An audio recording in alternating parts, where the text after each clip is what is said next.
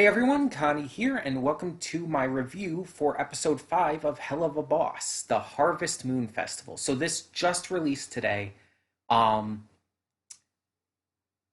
and this was a very different episode in terms of tone and feeling and just overall presentation than other episodes we've had.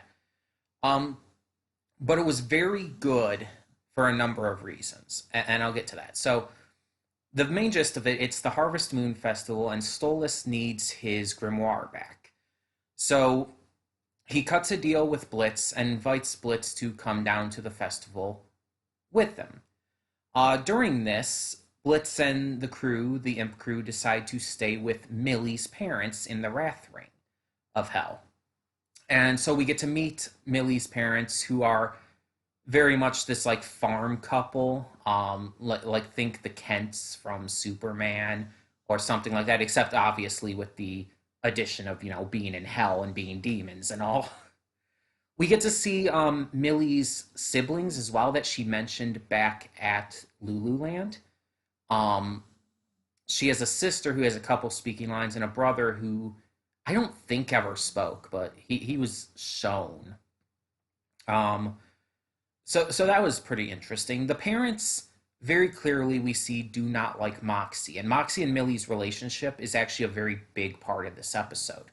We get to see throughout the episode how Moxxie wants to impress her parents. They've never liked her. It's very clear they see him as kind of this weakling.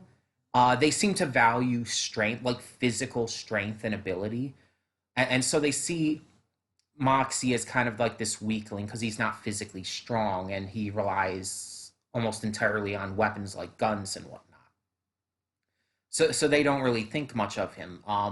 And Millie tries to comfort him and tell him it's okay, that he doesn't need to focus so much on trying to impress them, but he really does want to because he loves Millie so much, and that's sweet. It's a little bit of a cliche, like we've seen this kind of thing in plenty of movies, shows, whatever, where uh, one of the couple is just not doing well at impressing their partner's parents. It's been done plenty. But the way that this series goes with, of course, starring demons and being in hell, it gives it a whole new feeling to it. It makes it come across differently and makes it stand out. So we also find out that Millie's parents have hired a new farmhand named Stryker, who, when I saw who plays him in the credits, I freaked out. Like I was wondering who the voices for the parents and Stryker were throughout the episode. Like I'm listening to him, it's like I don't know. The mother kind of sounds familiar, but I'm not sure. Stryker, I don't know. It's like maybe he could sound familiar. He's putting on obviously an accent and a voice, the voice actor, but I couldn't place it at all. So I was waiting for the credits, and then the credits roll, and it's like Norman Reedus, fucking Daryl from The Walking Dead, um, is is Stryker. Like they've had some known voice actors and stuff in this series, and even Has Been Hotel has had some pretty well-known like voice actors and whatnot. Some people who have done stuff. I mean, how Richard Horvitz is a pretty notable name, and Christina Valenzuela was Veronica. So it's like, yeah, they have known voice actors and stuff, but Norman Reedus, he's a huge name actor. I mean, for The Walking Dead alone, his role as Daryl. Daryl was one of the most popular characters in The Walking Dead. I haven't even seen all of the series, and I know that very much so, along with the likes of Michonne. Um, I did not expect that to be him. It's like he did a great job. He did a phenomenal job at the voice acting in it. He put on the accent really well. He played the character really well. There's even a part where he sings, and it's not the best singing, but it's a really good scene, and he really sells it wonderfully. Um, I can't believe that is him. But yeah, Stryker's he kind of has this rattlesnake motif, kind of again going into the like the farm kind of gimmick with this episode and everything. Um, and during this Harvest Moon Festival, there's this little like obstacle course kind of race thing. Um, Moxie, Blitz, and Stryker all compete in it, with Blitz and Stryker tying to win, which Blitz is not a fan of. And Stolas is there, kind of like just being the presenter and whatnot. He's royalty, so he's kind of like he makes the Harvest Moon appear in the sky and stuff, like the real Harvest Moon from Earth and everything. Using his grimoire, it's really fun. But Moxie ends up finding out after kind of being like kind of just torn down constantly by Stryker's actions and Millie's parents just not liking him.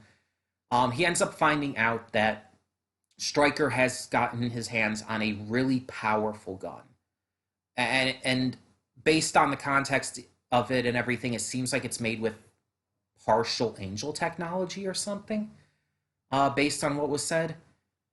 And apparently, it's the only kind of gun that can kill a Hell Overlord.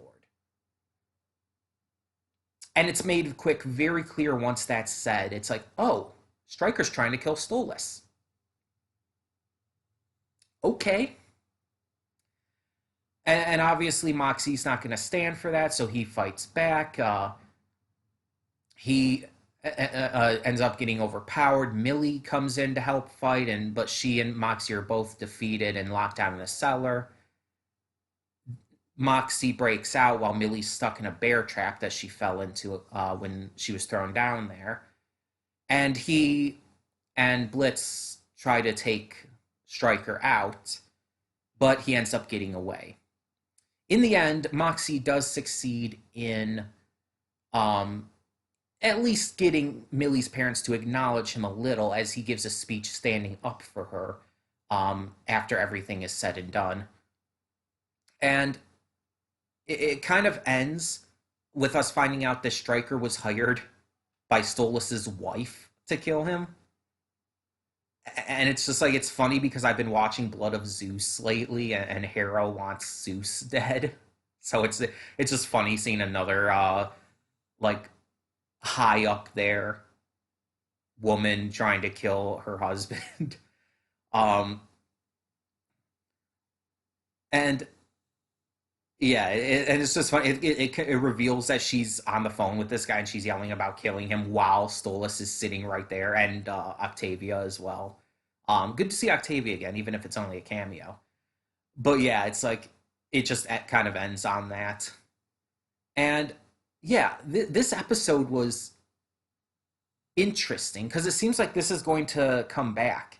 It seems like Stryker is going to definitely come back. They're definitely setting up for more in the future with him. And I would be all for that, just to hear Norman Reedus do more with this character. Like, again, just the fact that it's Norman Reedus. Like when that popped up in the credits, I like I said, I freaked out. Like I'm not even the biggest Walking Dead fan or anything. I didn't like that recent game that came out, the Kojima game that he's in. I can't remember what it's called right now.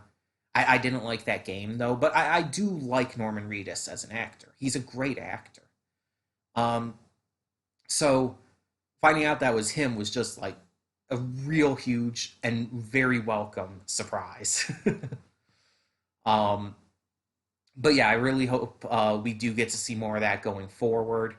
Um, I liked seeing the focus on Millie and Moxie. We've had like these different episodes focusing on different factors of these characters and everything.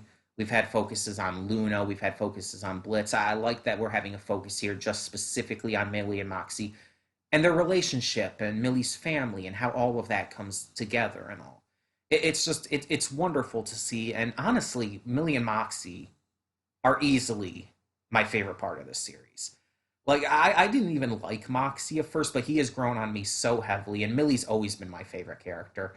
So I really love what they did here with them. Blitz was really fun in this episode. There's points where he's trying to deny or downplay his relationship with Stolas. Even though at one point Millie even just blatantly says that Stolas and Blitz are boyfriends, and it's like Yeah, I think he's trying to deny it, but I think there is something more there, and the people on like social media and stuff that are shipping them, it's they have something to work with. They're gonna love this episode for sure. Um, there's also some fun outfits in it. The Imp crew is wearing some really cool outfits for this one, and Millie looks goddamn amazing, and so does Luna. Actually, like Luna's nowhere near my favorite character this series. I do like her though, but she looks really good in that outfit. Luna had some good funny moments in this too. Like at one point, Blitz calls for her while he and Moxie are fighting Striker, and her you see her ears perk up when she hears the whistle, and she's just like, "Oh, do I have to?" And then she comes in at the worst time, the most inopportune time, and it's a good joke. It works. Um, yeah, I really like how it started out too. Like the episode just starts out with Stolas and Blitz in bed together, having done some kind of BDSM sex based on their outfits. But this is where like the thing that's been shown on Twitter of Stolas like wearing the blanket over his head came from, and it's fun. It's fun seeing their interaction here and whatnot.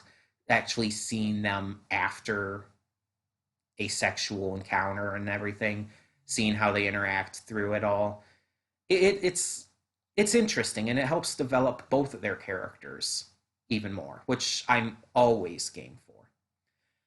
Yeah, this episode again, just with the fact that it does seem to be setting up more, felt very much more story focused. Like the rest of these episodes have felt very episodic. They felt like they were just like the episode of the week. This is what's happening for this week. Stay tuned next time. But this one very much felt like it was actually setting things up for the future. Like this was actually much more important. And if that's the case, and if this is setting up for more in the future, I'm really excited about that because that could definitely add a lot of great stuff for the future of this series. But yeah, I really did like this episode. I don't know if I'd say it's my favorite, especially when you have like Spring Broken with Verosica and all the sexy succubi and incubi, but it was really good. And again, in terms of story, it was really damn good. And again, fucking Norman Reedus. I can't wait to see other people's reactions to this. I do tend to watch plenty of reactions to this series when new episodes come out. I show the episodes to my sister as well. She likes them. She enjoys them as well. So I can't wait to see how she ends up reacting to this episode and what she thinks of it. Um, yeah, I really enjoyed this, and I'd love to hear your thoughts as well. So tell me in the comments what you thought of episode 5 of Helluva Boss. And I think there's 8 episodes for this series. Yeah, because I think episode 4 was being touted as the halfway point, and we're entering the second half with this episode. So we have 3 more episodes to go, and again, it'll probably continue to be just a monthly thing. And yeah, I'm very excited to see what else we get with this second half because Vivzy had said on Twitter that she's really excited for this second half. That these are the episodes she's been waiting for us to see. So that's a very good sign. And considering what we got with this one, it's looking up. So yeah, tell me your thoughts down in the comments below, and thank you all so much for tuning in. For now, I'm Connie, and I'm signing off. See y'all next time.